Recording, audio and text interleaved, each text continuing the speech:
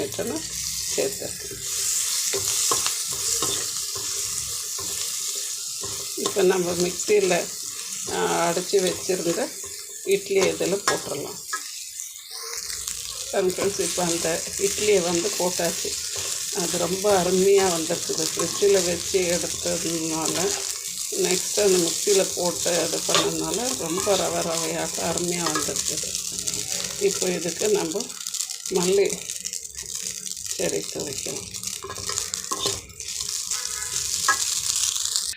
பாருங்கள் ஃப்ரெண்ட்ஸ், நம்மளுடைய இட்லி உப்புமா சூப்பராக ரெடி ஆகிடுச்சு. நீங்கள் இதில் நல்ல கடலைப்பருப்பு போட்டுக்கலாம். கொஞ்சம் மேலே கூட கொஞ்சம் தேங்காய் துருவி போட்டோம்னாலும் ரொம்பவே டேஸ்டியாக இருக்கும். அந்த இட்லியை வேஸ்ட் பண்ணாமல் இப்படி ஒரு இட்லி உப்புமா இது ஈவினிங் டைமில் குழந்தைங்க வரும்போது, ஸ்கூல்லேருந்து வரும்போது டீ டைமில்